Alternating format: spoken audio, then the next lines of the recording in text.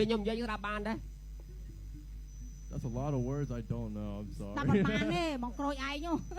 ខ្ញុំបបប្រែឲ្យ គាត់ស្ដាប់អត់បានណា ចាគាត់ថាស្ដាប់អត់បានទេមិនដឹងនិយាយពីអីទេ ធ្ងន់តិចអីក៏មិនធ្ងន់តិចអី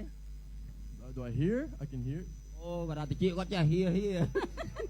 ញ៉ាំញ៉ែមកស្ដាប់បានទេចេះហៀ អូតែសើ ឆ្ងល់ម៉ែអត់បង្រៀនកូនឲ្យចេះខ្មែរខ្លះទេលោកអើយចេះខ្មែរដែរសោះហ្នឹងហើយអត់មានបង្រៀនបដៃម៉ាត់ឲ្យចេះខ្មែរអត់ ដោយម៉ែនិយាយតាំងតែគាត់ចេះតែកេះទេពេល មកខ្ញុំសៀបសួរម៉ាក់ ទៅ នេះ ទៀត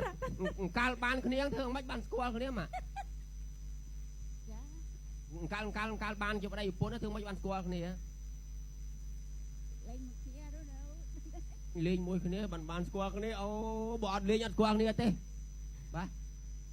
សម្រាប់បងប្អូនដែលមានបញ្ហាមុខមុនជាំស្នាមអិចរុយនិងស្បែកមុខខ្មៅស្អាប់គ្រប់ប្រភេទសូមកុំបារម្ភទៀតណា Skin 66ជាប្រភេទឈុតព្យាបាលស្បែកមុខដ៏ពូកែស័ក្តិសិទ្ធិដែលមានឯកទេសព្យាបាលលើបញ្ហាស្បែកមុខរបស់បងប្អូនបានយ៉ាងឆាប់រហ័សព្យាបាលបញ្ហាស្បែកមុខបងប្អូនតាំងពីថ្ងៃទី1ដែលបានប្រើប្រាស់ចង់មានស្បែកមុខសស្អាតគ្មានមុនគ្មានជាំកុំភ្លេចឈុតព្យាបាលមុខ Skin